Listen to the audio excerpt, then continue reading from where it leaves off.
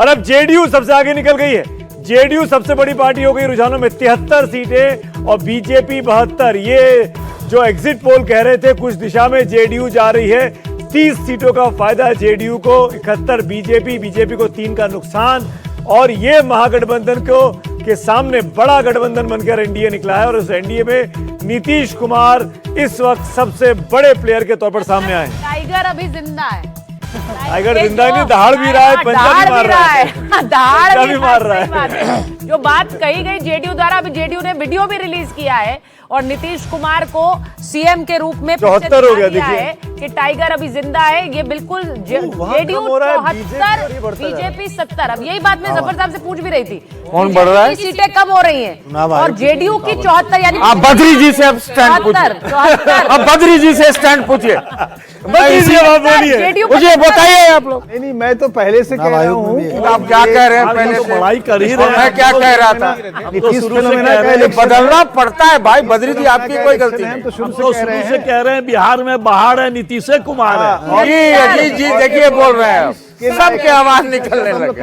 76 हो गया है भाई जेडीयू का आंकड़ा। देखिए मैं जफर साहब इसी की बात कर रही थी, 76 जेडीयू हो गया है, यानी आप दोनों इक्वल नंबर ऑफ सीट्स पर लड़े।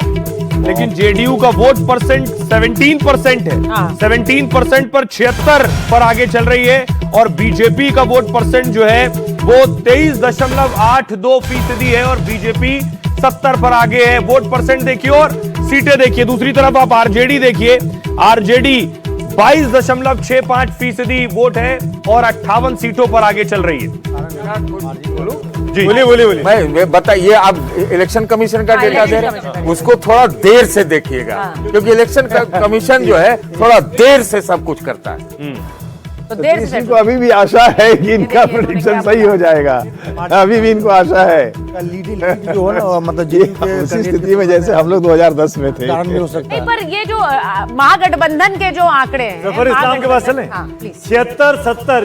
जफर भाई अपने सहयोगी आपसे आगे निकल गई है रुझानों में। नीतीश कुमार आगे 76 पे पहुंच गए, आप 70 पे हैं, आपको 4 का नुकसान है। जेडीयू को 33 का फायदा है, 33। आपका अरे भाई ये कोई आप किसमें बढ़ते हुए चीज में जो प्रॉफिट में कोई नुकसान देखता है? एक एनडीए को देखिए, पूरा एनडीए एक साथ लड़ रहा है, इसमें किसी एक पॉलिटिकल पार्टी का वोट नहीं देखते, पांचों पांडवों का वोट देखिए। और मैं आज एक बड़ी बात कह रहा हूँ, देखिए शुरुआती रुझान जरूर है।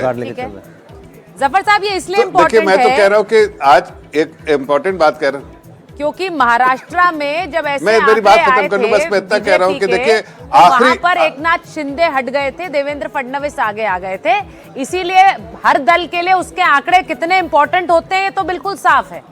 अब आप बोलिए, अपनी बात रखिए। नहीं, देखिए एक बात बताना, हाँ मैं सिर्फ इतना कहना चाहता हूं कि अभी तो ये शुरुआती रुझान है, लेकिन मैं कह रहा हूं कि हमारे उपाध्याय जी बैठे हुए हैं, बेचारे बिहार में काफी समय गुजारा है, अब उनके पास कोई रीजन नहीं इधर उधर की बात करने के अलावा, तो ये, लेकिन मैं ये भी जानते थे कि बिहार में ज्यादा उनको कोई ट्रैक्शन मिल नहीं रहा है। और अगर मैं ये कहूं कि जो शुरुआती रुझान और लेकिन आखिर में जब रिजल्ट्स आएंगे तो एनडीए को सीटें मिलेंगी वो कम से कम 180-85 हो सकती हैं, और जो हमारे उपाध्याय जी के जो महागठबंधन है वो 50 के नीचे सिमट जाए तो मुझे आश्चर्य नहीं होगा। लेकिन जमीन पे जब आप काम कर रहे थे तो कहीं नहीं ऐसा दिख रहा था, कहीं भी ऐसा कि कोई भी एंटी इनकम्बेंसी जैसी चीज है, प्रो इनकम्बेंसी दिख रही थी। लोगों का बिल्कुल डर था जंगल राज की तरफ, और ये जो मुद्दे उठा रहे थे वो सब लोगों को गुमराह करने वाले मुद्दे थे और जनता समझती है। इसलिए मुझे लगता है कि जो विकास चाहती है जनता, जो विश्वास दिखाया है, अजय जी से पूछ लेते हैं। अजय जी वो कह रहे हैं कि फाइनल आंकड़ों में तो आप 50 तक सिमट जाए तो हैरानी नहीं होगी। हालांकि आप लोगों का जो नंबर है वो वहीं तक पहुंच रहा है जहां पिछली बार था, 16 पर आप लोग आगे दिख रहे हैं। अब